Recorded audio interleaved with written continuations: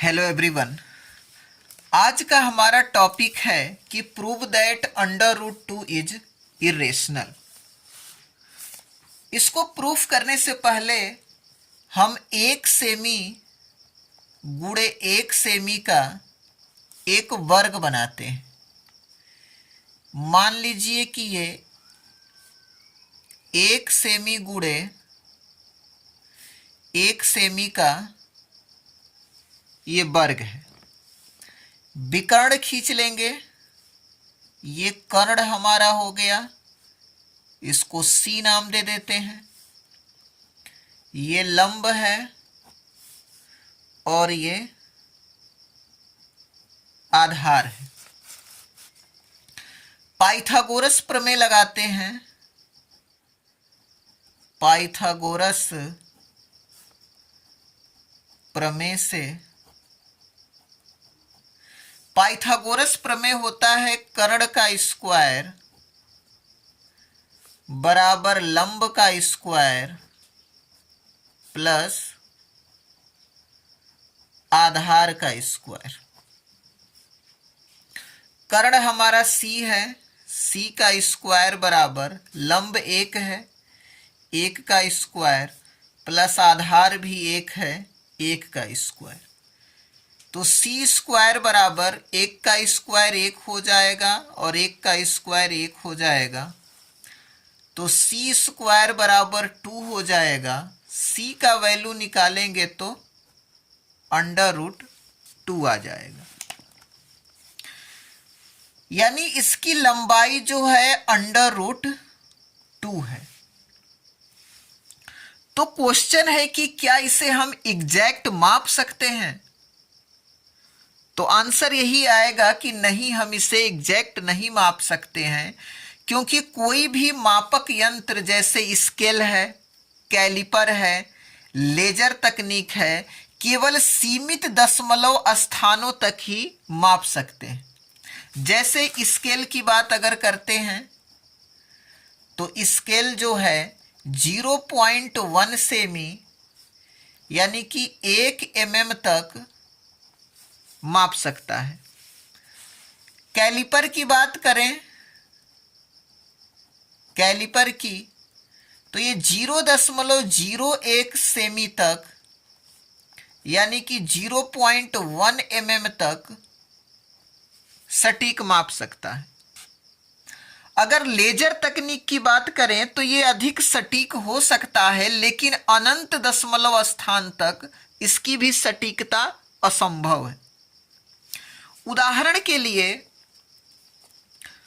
Under root 2 जो है, अगर 2 स्थान तक इसका वैल्यू निकालते हैं तो 1.41 आएगा। 4 स्थान तक अगर वैल्यू निकालते हैं तो 1.4142 आएगा। 8 स्थान तक अगर वैल्यू निकालते हैं तो 1.41421356 आएगा। और अगर 10 स्थान तक इसका वैल्यू निकालते हैं तो 1.4142135623 आएगा यहां पे। तो ये अंडर रूट का एक कह सकते हैं कि लगभग मान है ये। ठीक है, आगे जो है अब हम परिमेय संख्या के बारे में थोड़ा सा डिस्कस करते हैं, इसको समझते हैं कि परिमेय संख्या क्या है। तो यदि कोई संख्या भिन्न p बटा q के रूप में लिखा हो, q नॉट इक्वल टू 0 हो, तो उसको हम परिमेय संख्या कहते हैं। अपरिमेय संख्या को समझ लेते हैं कि अपरिमेय संख्या क्या है। तो वे संख्याएं होती हैं जिन्हें p बटा q, जहां p q पूर्णांक हो तथा q नॉट इक्वल टू 0 के रूप में नहीं लिखा जा सकता है, तो उसे हम अपरिमेय संख्या कहते हैं। ठीक है, इस चीज को आप ध्यान में रखेंगे जो जो चीज हम यहां पे बता रहे हैं। उसके बाद हम सम संख्या को समझते हैं। तो वह पूर्णांक संख्या जो 2 से पूरी तरह विभाजित हो जाती है, अतः शेष 0 आता है, उसको हम सम संख्या कहते हैं। जैसे 8 जो है ये सम संख्या है, 2 से भाग दिए 4 बार में गया, शेषफल जो है हमारा 0 आएगा। तो 8 को हम लिख सकते हैं 2 गुणे 4। अतः सम इवन जो है 2 इंटू सी के रूप में लिख सकते हैं, यानी कि 2 टाइम्स सम इंटीजर। सी के जगह पे कोई इंटीजर होगा, जैसे यहां पे सी के जगह पे 4 है। अब even numbers squared is even, यानी कि सम संख्या का अगर हम स्क्वायर करते हैं तो वो भी इवन होता है, यानी 2c का स्क्वायर करेंगे तो 4c स्क्वायर, यानी कि 2 इंटू 2c स्क्वायर, यानी कि ये जो है 2c स्क्वायर हो जाएगा। यानी कि इवन नंबर का अगर स्क्वायर करते हैं तो भी वो इवन नंबर होता है, यानी कि 2c के ही रूप में है यहां पे।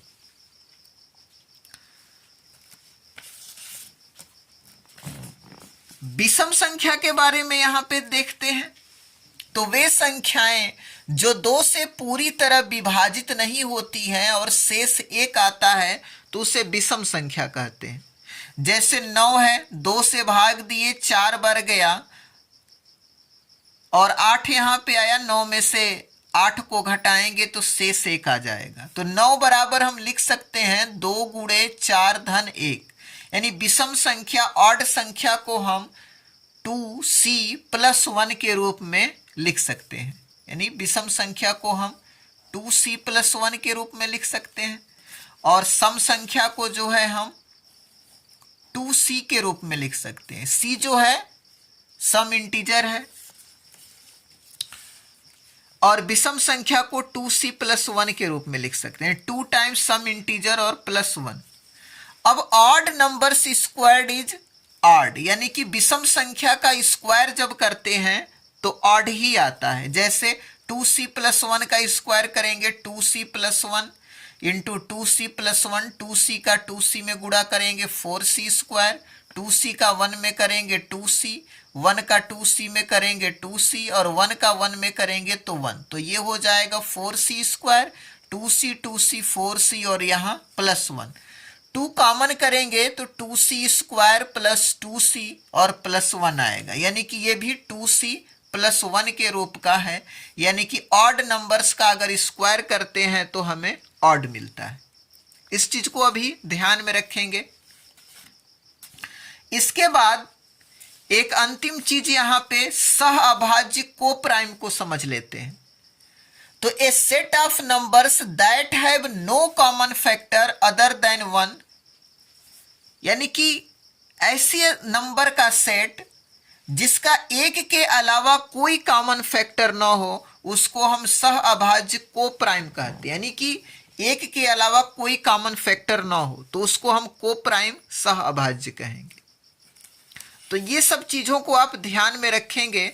और अब जो है हम अपने क्वेश्चन पे आते हैं कि prove that √2 is irrational.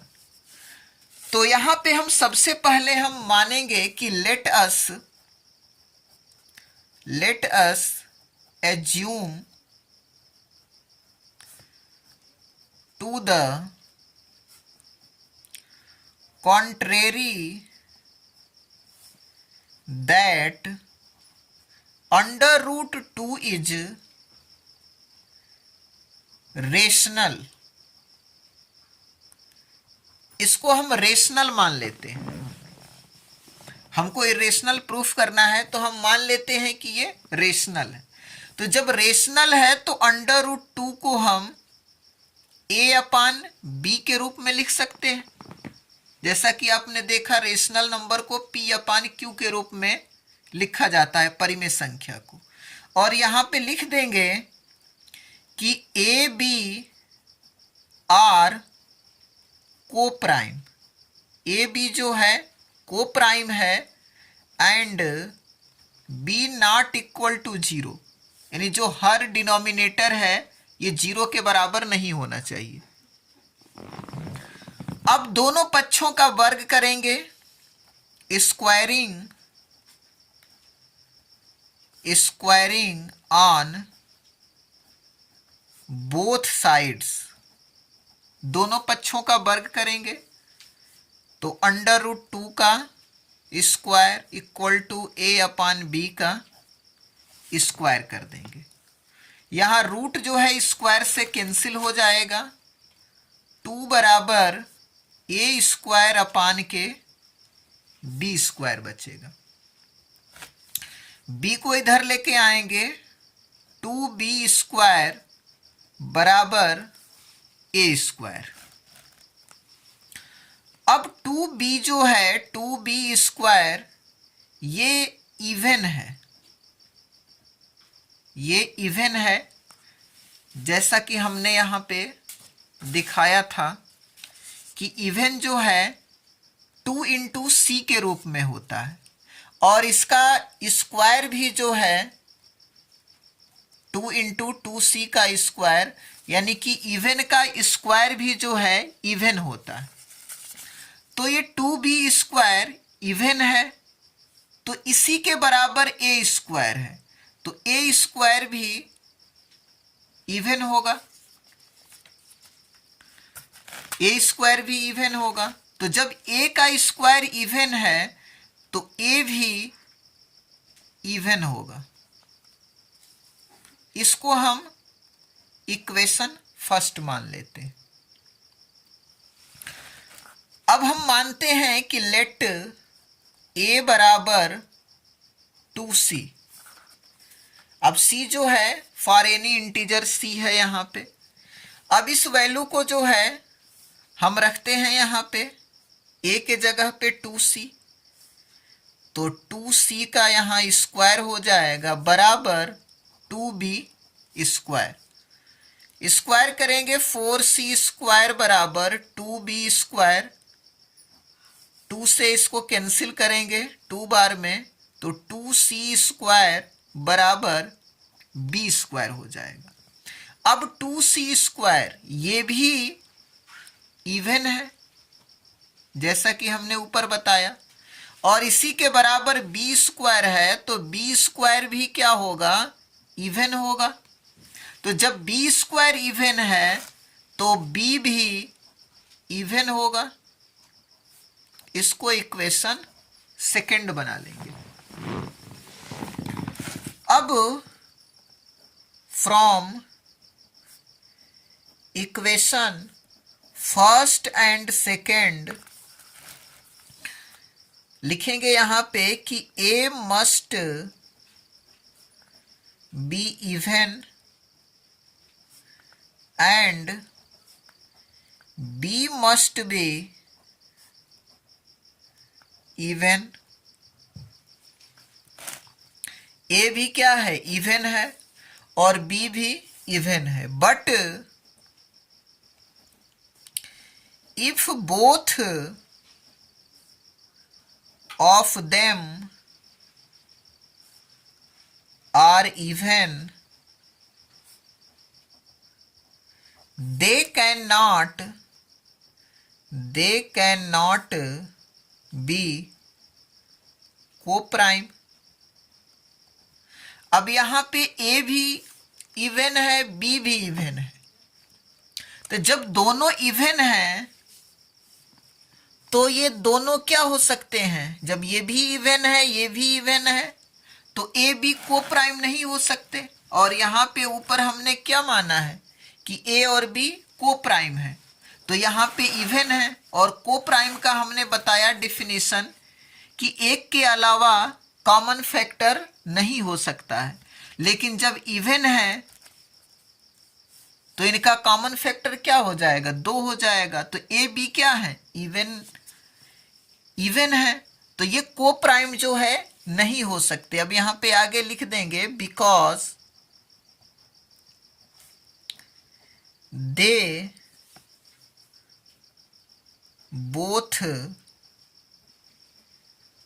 Share 2 as a common factor. कारण लिख देंगे कि can not be coprime, क्योंकि वे दोनों जो हैं शेयर करेंगे 2 एज ए कॉमन फैक्टर के रूप में 2 शेयर करेंगे, जबकि को प्राइम का एक के अलावा कोई कॉमन फैक्टर नहीं हो सकता है। तो अब लिख देंगे यहाँ पे नीचे से कि 10 आवर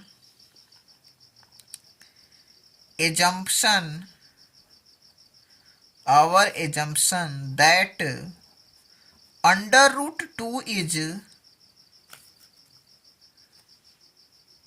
rational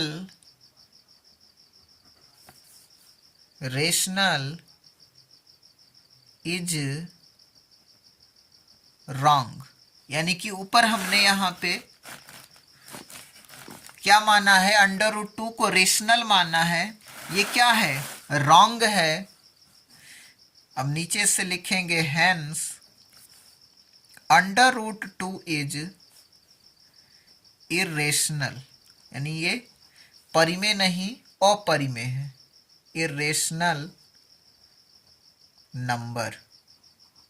तो इस तरीके से ये प्रूफ हो गया कि अंडर रूट 2 जो है इरेशनल है। तो गाइस वीडियो कैसा लगा कमेंट सेक्शन में ज़रूर बताएं, और चैनल पे नए हैं तो चैनल को सब्सक्राइब करें, वीडियो को लाइक करें, शेयर करें। तो मिलते हैं एक और इंटरेस्टिंग वीडियो के साथ। Thanks for watching this video.